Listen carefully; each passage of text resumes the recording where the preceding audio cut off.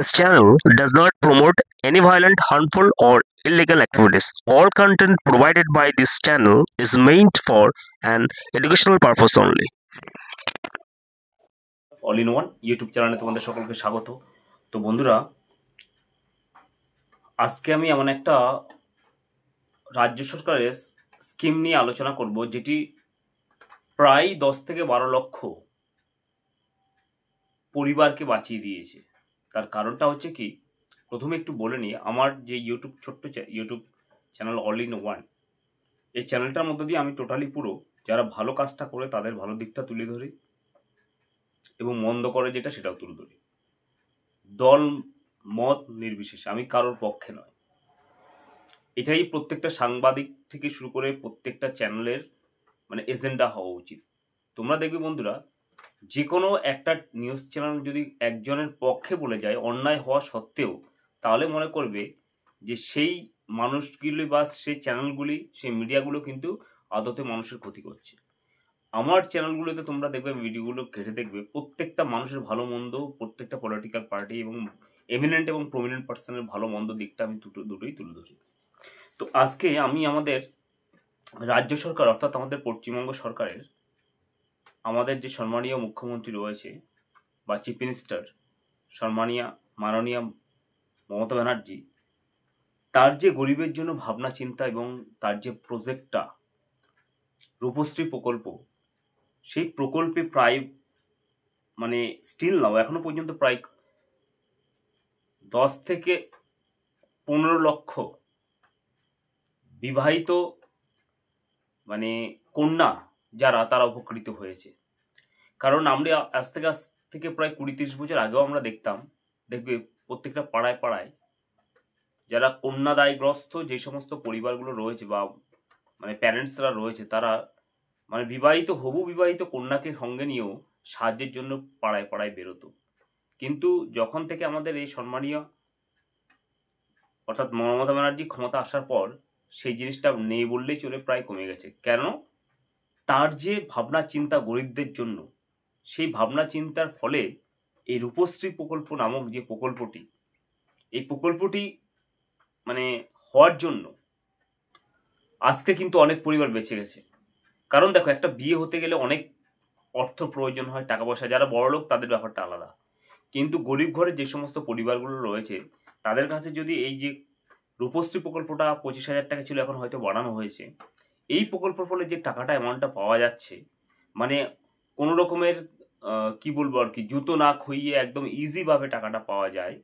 সেই টাকাটা দিয়ে কিন্তু অনেকটা গরিব পরিবারের যে সাধারণভাবে বিবাহ কিন্তু সম্পূর্ণ বা সম্পাদন হয়ে যায় বন্ধুরা, এটা অস্বীকার করার কোনো জায়গা নেই। তার কারণটা হচ্ছে, এই প্রকল্পটা কিন্তু 1 এপ্রিল 2018 সালে চালু হয়েছে। বর্তমানে এখন পর্যন্ত প্রায়, আজকে ধরো 2025, এই 2025 সাল পর্যন্ত প্রায় 25 লক্ষ পরিবার কিন্তু এই রূপশ্রী প্রকল্পের আওতায় এসেছে এবং উপকৃত হয়েছে। কিছুই প্রয়োজন সেরকম একটা কিছু প্রয়োজন হয় না। আমাদের সম্মানীয় চিফ মিনিস্টার মমতা ব্যানার্জির, তার যে চিন্তাভাবনা গরিবের জন্য, এটা কিন্তু বলার অপেক্ষা রাখে না। অনেক রকমের প্রজেক্ট, অনেক স্কিম গভর্নমেন্টের রয়েছে। পুরো জন্ম থেকে মৃত্যু পর্যন্ত সমস্ত প্রজেক্ট কিন্তু আমাদের এই চিফ মিনিস্টার সমস্ত ওয়েস্ট বেঙ্গলের প্রায় 9 কোটি মানুষের জন্য ভেবে রেখেছে বন্ধুরা, এটা অস্বীকার করার কোনো জায়গা নেই। কেন বলছি, এই রূপশ্রী প্রকল্পটা কিন্তু যখন 2018 সালে চালু হয়, তার আগে থেকে আমরা দেখতাম যে কত করুণ পরিস্থিতি, গরিব ঘরের মেয়েদেরকে বিবাহ ক্ষেত্রে তার বাবা মার চিন্তায় ঘুমোতো না। তো এখন যেন তাদের এই গরিব বাবা মার চিন্তাটা কিন্তু আমাদের সম্মানীয় মাননীয় চিফ মিনিস্টার মমতা ব্যানার্জি নিজেই নিয়ে নিয়েছেন, যে সেই কন্যাগুলোর ক্ষেত্রে বিবাহের জন্য যে 25,000 টাকা, এখন হয়তো এটা বেড়েছে, সেই টাকাটা দিয়ে কিন্তু টোটালি পুরো সেই পরিবারগুলোকে কিন্তু বেঁচে যাচ্ছে বন্ধুরা। তো আমরা সকলে আমাদের সম্মানীয় অর্থাৎ মাননীয় চিফ মিনিস্টার মমতা ব্যানার্জি, তার দীর্ঘায়ু কামনা করব। কারণ আমাদের প্রায় এই যে 9 কোটি মানুষের জন্ম থেকে মৃত্যু পর্যন্ত তার যে ভাবনা চিন্তা আমাদের জন্য, সমস্ত জনকল্যাণমূলক প্রজেক্টগুলো, সেটা কিন্তু এতদিন আমরা কোনো মানুষ পাইনি বন্ধুরা, যেটা এখন বর্তমানে আমরা পাচ্ছি। এটা অস্বীকার করার কোনো জায়গা নেই। হ্যাঁ, প্রত্যেকটা সরকারের ভালো মন্দ দিক থাকে, খারাপ যেগুলো থাকে সেগুলো আমি বন্ধুরা ভিডিও করে তুলে ধরি। এবং ভালো যে দিকগুলো প্রজেক্টগুলো তিনি একা যে প্রজেক্টগুলো তার ব্রেন থেকে বেরিয়েছে মানে এই গরিব মানুষের জন্য, সেইগুলো কিন্তু বর্তমানে এখনো পর্যন্ত মানে বিশ্বের কাছে নজর কেড়েছে। আমরা জানো তোমরা কন্যাশ্রী প্রকল্প সারা বিশ্বের একটা ভালো জায়গায় স্থান করে নিয়েছে এবং বিশ্বের দরবারে থেকে কিন্তু পুরস্কার ছিনিয়ে নিয়েছে এই কন্যাশ্রী প্রজেক্টটা।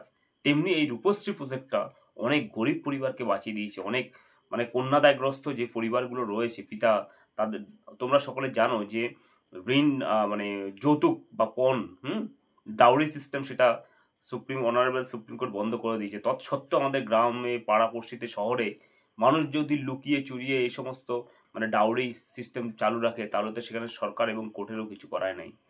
তাই জন্য যাই হোক, এই যে আমাদের মানে মানব দরদিনী আমাদের চিফ মিনিস্টার মমতা ব্যানার্জি, তার যে মানে জনকল্যাণের যে প্রজেক্টগুলো সেই প্রজেক্টগুলো কিন্তু একদম বিশ্বের দরবারে একদম ছড়িয়ে পড়েছে বন্ধুরা। তো যাই হোক, এই রূপশ্রী প্রকল্পের মধ্যে দিয়ে অনেক পরিবার উপকৃত হয়েছে, অনেক পরিবার বেঁচে গেছে। তাই জন্য আমরা সবাই মিলে আমাদের প্রাণপ্রিয় যে চিফ মিনিস্টার তার কাছে আমরা কৃতজ্ঞ এবং তাকে আমরা ধন্যবাদ জ্ঞাপন করে ছোট করব না, কারণ আমরা তার সন্তান সমতুল্য এবং তিনি আমাদের গার্জিয়ান এবং আমরা চাইব তিনি আমাদের জন্য যে ভাবনা চিন্তা তার, সেই ভাবনা চিন্তায় এবং তিনি যেন তার দীর্ঘায়ু কামনা করি এবং তিনি যেন সুস্থ সবল থাকতে পারে সেটাই আমরা কামনা করব। তবেই আমাদের বাংলা কিন্তু এগিয়ে যাবে। তো বন্ধুরা, আজকে ভিডিওটা একটুখানি ভালো লাগলে লাইক শেয়ার সাবস্ক্রাইব করবে। ধন্যবাদ।